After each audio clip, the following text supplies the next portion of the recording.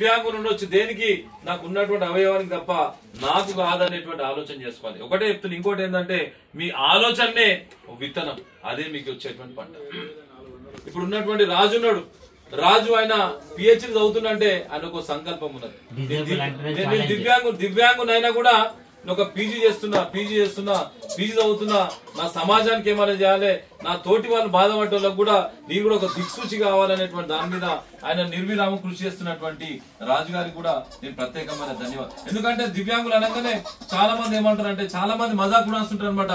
దివ్యాంగులు అంటే ఏం రాబాయ్, మీకు రిజర్వేషన్ వస్తుంది, 5% రిజర్వేషన్ వస్తుంది, జాబ్ ఈజీగా వస్తుంది, దాని తర్వాత నీకు పెన్షన్ వస్తుంది, అవి వస్తుంది, ఇవి వస్తుంది అని ముచ్చట చెప్తారు.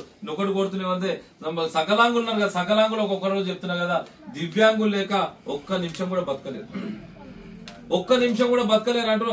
ఒక్క నిమిషం కళ్ళు మూస్తేనే కింద మీద అయితే, రెండు సార్లు చేతులు కింద మీద అయితే, పని చేయకపోతే కింద మీద అయితే, కాలు పని చేయకపోతే కింద మీద, చెవులు ఎంపియకపోతే కింద మీద, మాట రాకపోతే కింద మీద పరిస్థితి కనుక దయచేసి చెప్తున్నా కదా, సకలాంగులు ఎవరైతే నిజంగా చెప్తున్నా కదా, దివ్యాంగుల నిజంగా గొప్ప వ్యక్తులు ఎవరైతే దివ్యాంగులను నిర్లక్ష్యం చేస్తారో, దివ్యాంగులను ఇన్సల్ట్ చేస్తారో, దివ్యాంగులను అటువంటి దాని మీద మజాక్ చేస్తారో, వాళ్ళు నిజంగా చెప్తున్నా కదా, వాళ్ళు నిజంగా చెప్తున్నా, వాళ్ళు ఆ రకమైనటువంటి వ్యక్తులు తప్ప మీరు కాదనేటువంటి విషయాన్ని కూడా మీకు అందరూ కూడా మనస్ఫూర్తిగా తెలియజేసుకుంటా. మీ లోపల అచంచలమైన శక్తి ఉన్నది కనుక ఆ శక్తిని ఎట్లా వెలికి తీయాలనేటువంటి ఆలోచన చేసుకునేటువంటి ప్రయత్నం చేయాలనేటువంటి విషయాన్ని కూడా మరొకసారి తెలియజేసుకుంటా. ఎందుకంటే అద్భుతమైనటువంటి తెలివితేటలే మనకు, ఆ తెలివితేటలతో మనం ఎట్లా ముంగడుకోవాలి, ఏ రకంగా